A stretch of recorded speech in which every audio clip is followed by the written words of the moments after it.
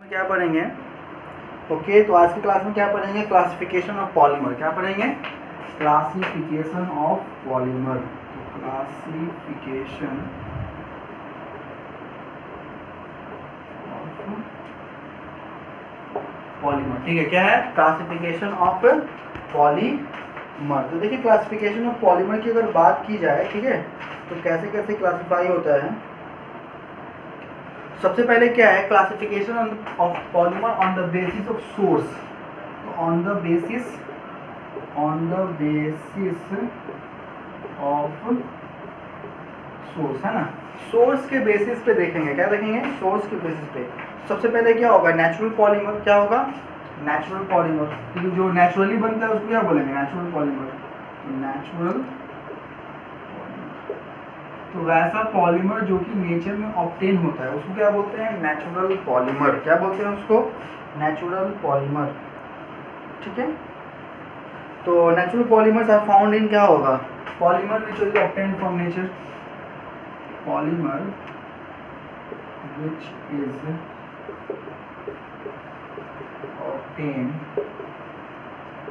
From nature. वैसा polymer जो कि नेचर से ऑब्टेन होता है उसको क्या बोलते हैं? Natural polymer. क्या बोलते हैं उसको? Natural polymer. नेचुरल पॉलीमर में क्या क्या आएगा आपका? जैसे कि सेलुलोज। एग्जाम्पल क्या हो जाएगा? सेलुलोज। सेलुलोज भी क्या है? जैसे नेचुरल पॉलीमर ही है। सेलुलोज मतलब जो खाना खाते हैं ना, घास वगैरह, वो सब क्या है? सेलुलोज है। रबर, ये भी क्या होता है? नेचुरल पॉलीमर होता है, ठीक है। और भी बहुत सारा होता है, ठीक है। लिख लीजिए फटाफट इसको। प्रोटीन्स भी क्या है? Natural polymer. Starch, cellulose, starch भी क्या है? एक नेचुरल पॉलीमर है। Starch, STARCH। स्टार्च भी क्या है? नेचुरल पॉलीमर है। बात समझ में आया? ठीक है।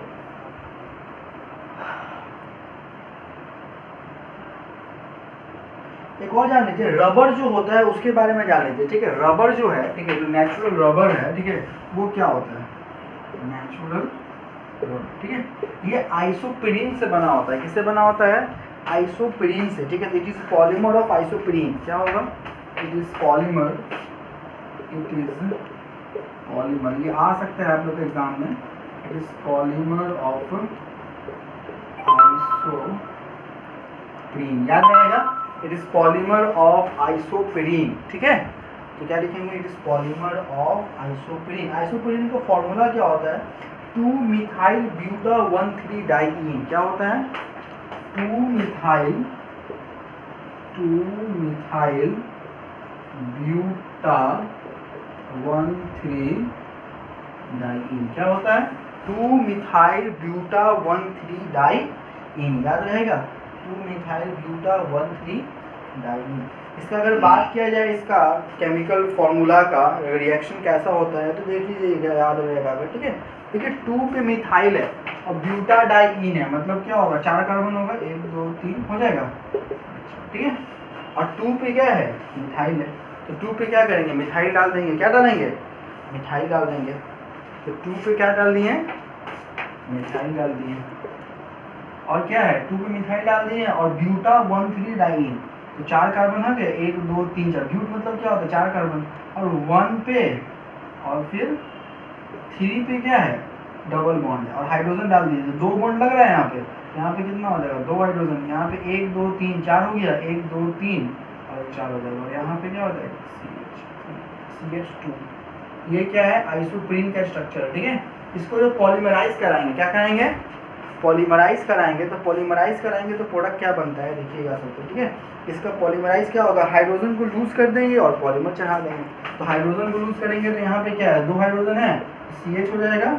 एक इधर चेन बना लेगा, डबल बॉन्ड है, C है, CH3 हो गया। उसके बाद में फिर CH हो गया, फिर डबल बॉन्ड CH2 हो गया। यहाँ पे क्या हो जाएगा? इसका मतलब क्या है ना कि पॉलीमर बन गया, इसका लॉन्ग चेन बन गया है, याद रहेगा। ओके, अब देखिए, सेमी सिंथेटिक पॉलीमर क्या है? सेमी सिंथेटिक पॉलीमर, ठीक है। इसको लिख लीजिए फटाफट, लिखिएगा। Semi synthetic polymer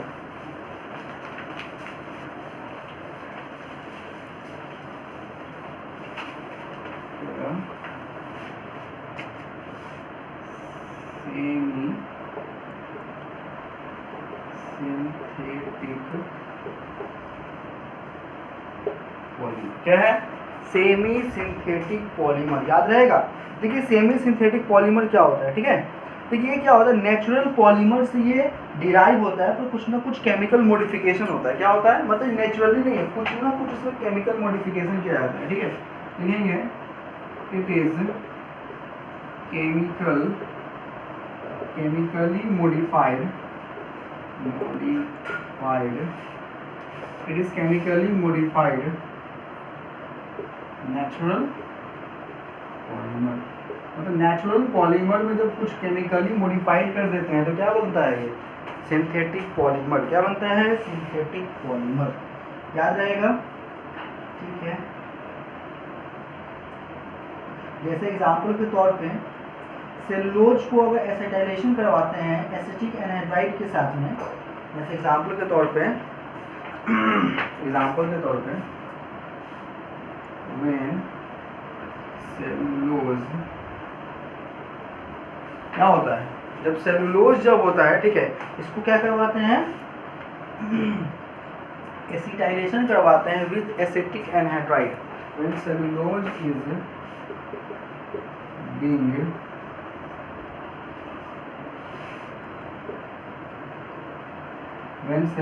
is being जब सेलुलोज को क्या करते हैं?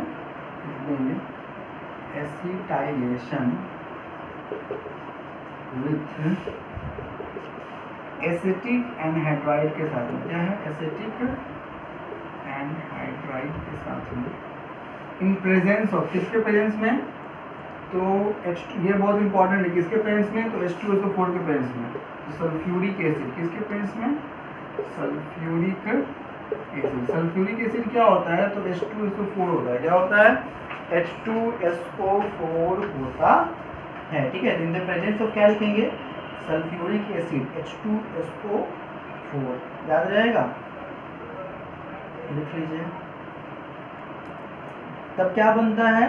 सेलुलोज एसीटेट बनता है। क्या बनता है? Then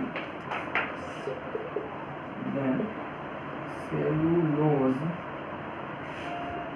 acetate form. याद रहेगा, क्या बनेगा? सेलुलोज एसीटेट बनता है। अच्छा, सेलुलोज एसीटेट जो होता है इसका दूसरा नाम क्या है? इसका दूसरा नाम क्या है? रेयॉन। तो दुकान में जाते हैं ना कपड़ा वगैरह, उसमें रेयॉन बोलते हैं ना। तो रेयॉन क्या होता है? सेलुलोज को एसिटाइलेशन करवा देते हैं एसिटिक एनहाइड्राइड के साथ में और डाल देते हैं क्या? Sulphuric acid. तो क्या बन जाएगा? सेलुलोज एसीटेट बन जाएगा। मतलब क्या बन जाएगा? रेयॉन बन जाएगा। क्या बन जाएगा?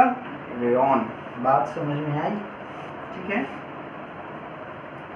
अच्छा, रेयॉन का यूज क्या है भाई? ठीक है, तो पता होगा आपको, थ्रेड बनाने में, ठीक है, ग्लास बनाने में इस्तेमाल होता है। किसमें बनाने में इस्तेमाल होता है? रेयॉन का अगर बात किया जाए, ठीक है, यूजेस ऑफ रेयॉन का बात किया जाए, यूजेस ऑफ रेयॉन, तो क्या लिखेंगे? इन थ्रेड, क्योंकि कपड़ा बनता है, थ्रेड मतलब क्या होता है? धागा। धागा बनाने में इसका इस्तेमाल होता है, ठीक है। तो क्या लिखेंगे? इन थ्रेड, धागा बनाने में इस्तेमाल होता है। याद रहेगा आपको, ठीक है। उसके बाद भी अगर बात किया जाए तो ग्लास बनाने में, ठीक है, गन कॉटन बनाने में अगर इस्तेमाल होता है, ग्लास बनाने में, ठीक है, इसका भी इस्तेमाल किया जाता है। फिल्म का जो बनता है उसका जो लेयर होता है उसको भी बनाने में मदद होता है। दिक्कत? चलिए फटाफट लिख लीजिए। ओके, तो देखेंगे क्या है, देखिएगा। अच्छा, गन कॉटन जो होता है ना, ठीक है, गन कॉटन, ठीक है, वो भी क्या है? गन कॉटन क्या होता है? एक्सप्लोसिव बनाने में इस्तेमाल होता है, गन कॉटन, ठीक है। ये भी एक तरह से क्या है? तो नेचुरल सेलुलोजी है, ठीक है, नेचुरल सेमी सिंथेटिक सेलुलोज है, ठीक है, पॉलीमर है। इसका यूज कहाँ आता है भाई? तो पहले इसका फॉर्मूला देख लीजिए। Cellulose trinitrate.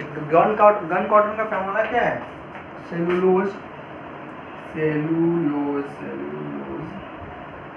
ठीक है, सेलुलोज, और क्या लिखेंगे? ट्राइनाइट्रेट। इसका केमिकल फॉर्मूला है। ऑब्वियसली बात है, गन कॉटन है, नाम में ही है, तो क्या होता है? इसका इस्तेमाल क्या होता है? It is used in explosive को बनाने में इसका इस्तेमाल किया जाता है। याद रहेगा, एक्सप्लोसिव को बनाने में इसका इस्तेमाल किया जाता है। नेक्स्ट देखिएगा सिंथेटिक पॉलीमर। क्या देखेंगे हम लोग? Synthetic polymer. तो नाम ही में है सिंथेटिक पॉलीमर, इसका मतलब क्या है कि टोटली सिंथेटिक पॉलीमर। ठीक है, तो सिंथेटिक पॉलीमर क्या होता है? जाहिर सी बात है, पूरा क्या है कि लैब में बना होता है। क्या होता है? It is man made polymer. क्या लिखेंगे इसका definition? It is man made polymer. याद रहेगा, क्या लिखेंगे इसका? It is man made polymer. ठीक है, तो क्या लिखेंगे? It is man made polymer. ठीक है, अच्छा कुछ एग्जाम्पल इसका लिखवा देते हैं। एग्जाम्पल क्या है इसका? तो पॉलीस्टीरीन, पॉलीथीन, जो हम कल पढ़ाए थे पिछली क्लास में हम लोग देखे थे। क्या देखे थे? तो पॉलीथीन है ना, पॉलीस्टीरीन, पॉलीस्टीरीन। ठीक है, ये सब भी क्या है? इसका एग्जाम्पल है। तो पॉलीथीन, पॉलीस्टीरीन। ठीक है, उसके बाद में अगर देखा जाए तो और भी बहुत सारा है। PVC, polyvinyl chloride.